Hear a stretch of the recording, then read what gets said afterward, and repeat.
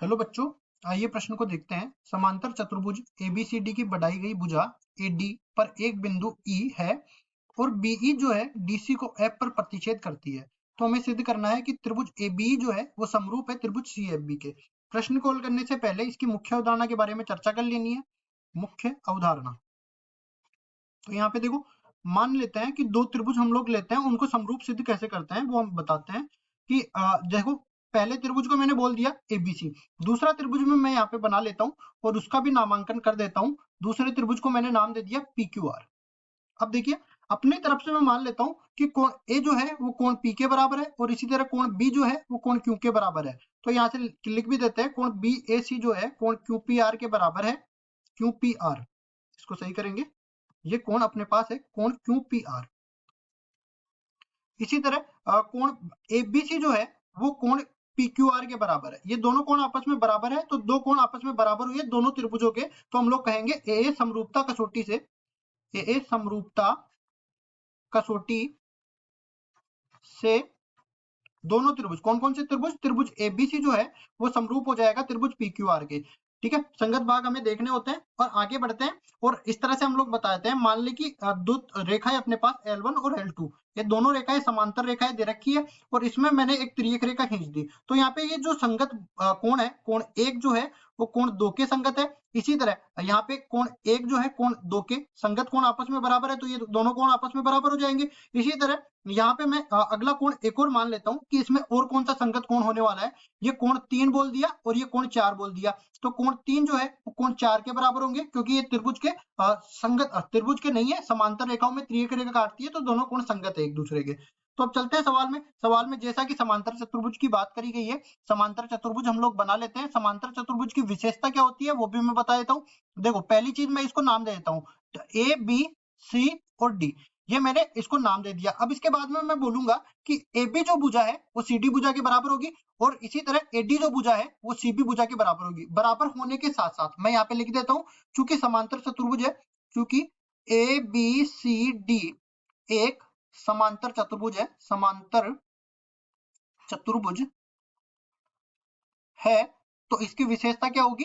पहली चीज तो ये दो आमने सामने की भुजाएं आपस में बराबर होगी, तो BC भुजा AD के बराबर हो जाएगी और AB भुजा जो है AB भुजा वो CD के बराबर हो जाएगी। और आपस में ये समांतर भी तो होने वाली है, तो AB भुजा जो है वो समांतर हो जाएगी CD भुजा के और इसी तरह BC जो भुजा है वो समांतर हो जाएगी AD भुजा के। समांतर होने के साथ साथ अब देखिए, इनके जो सम्मुख कोण है वो आपस में बराबर होंगे। ये कोण इस कोण के बराबर है और ये वाला कोण जो है इस वाले कोण के बराबर है, तो यहाँ पे ये भी बोलेंगे कोण ABC, कोण ABC ये बराबर हो जाएगा कोण ADC के। और इसी तरह ये वाला कोण कौन सा, कोण DAB जो है वो बराबर हो जाएगा कोण DCB के, कोण DCB के।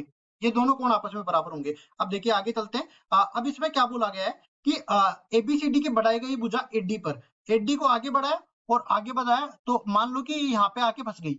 ठीक है, और उसके बाद में हमें बोला गया है कि एक बिंदु E लिया गया है। ये बिंदु मैंने बोल दिया, ये बिंदु E ले लिया मैंने।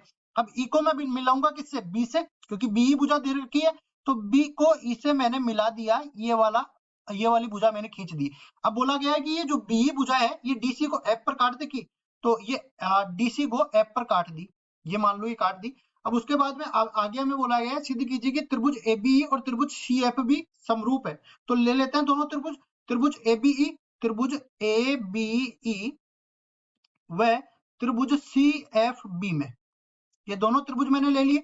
त्रिभुज ABE कौन सा है, त्रिभुज AB और E, ये बड़ा वाला त्रिभुज त्रिभुज ABE है। और CFB कौन सा है, त्रिभुज CFB, ये वाला त्रिभुज है।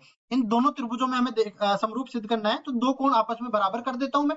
देखो कौन कौन सा कोण बराबर करूंगा, एक तो कोण ये कोण इस वाले कोण के बराबर है समांतर चतुर्भुज के हिसाब से, तो देखो ये वाला कोण, कोण DAB जो है, कोण DAB, ये देखो D नहीं है, अब मैं लूंगा EAB, कोण EAB, तो इसको सही कर देते हैं, कोण EAB, क्योंकि त्रिभुज के हिसाब से कोण लेना पड़ेगा। EAB किस कोण के बराबर है, ये वाला कोण FCB के, कोण FCB, ये दोनों कोण आपस में बराबर हो गए। अब देखो एक कोण को और बराबर करना है मेरे को, तो क्या करेंगे, देखो इसमें इस तरह से समझो कि ये वाला कोण जो है इस वाले कोण के बराबर हो गया, क्यों, शीर्षाभिमुख कोण से। तो इस तरह से मैं बोलूंगा DFE, कोण DFE ई ये बराबर हो जाएगा कौन ये सी एफ बी के, कौन सी एफ बी के। क्यों बराबर हो जाएगा? शीर्षा विमुख कोण है, शीर्षा विमुख कोण। अब ये दोनों कोण आपस में बराबर है और मेरे को पता है CD जो है वो AB के समांतर है, और अगर मैं EB एक तिर्यक रेखा मान लूं तो ये संगत कोण कौन सा हो जाएगा? कोण DFE ये संगत कोण है, और ये संगत कोण किसके बराबर हो जाएगा? कोण AB, कोण ABE के बराबर हो जाएगा। तो मैं यहाँ पे इस तरह से बोलता हूं, देखियो पहली चीज ये DFE इसके बराबर है, और मैं यहाँ पे ये भी बोल सकता हूं कि कोण DFE किसके बराबर हो जाएगा? कोण DFE ये बराबर हो जाएगा कोण ABE के, कोण ABE के संगत कोण से, संगत कोण से। ये दोनों कोण आपस में बराबर है। अब देखो हमको कौन कौन से बराबर करने हैं, एक तो ABE को लेना है और एक CFB को लेना है। तो मैं कहूंगा कोण ABE जो है वो बराबर किसके हो जाएगा? कोण CFB के। ये दोनों कोण आपस में बराबर हो गए। देखो एक तो मैंने शीर्षाभिमुख से बराबर किया, एक मैंने संगत कोण से बराबर किया, और जो हमें चाहिए थे वो मैंने आपस में बराबर कर दिए। अगर ये दोनों त्रिभुजों में ये दो कोण आपस में बराबर हो गए तो ए समरूपता कसौटी मैं यहाँ पे लगा सकता हूँ। ए समरूपता कसौटी से, ए समरूपता कसौटी से कौन कौन सा त्रिभुज? त्रिभुज ABE अगर मैं साथ में ले लेता हूं तो इसके समरूप संगत भागों को लेना है। तो देखो ए के संगत भाग कौन सा आ गया? यहाँ पे देखो ए को सी के साथ लेना है तो सी ले लिया, बी को एफ के साथ लेना है तो एफ ले लिया, और यहाँ पे देखो बच गया जो कौन सा बच गया? एक CFB यहाँ पे हो जाएगा CFB।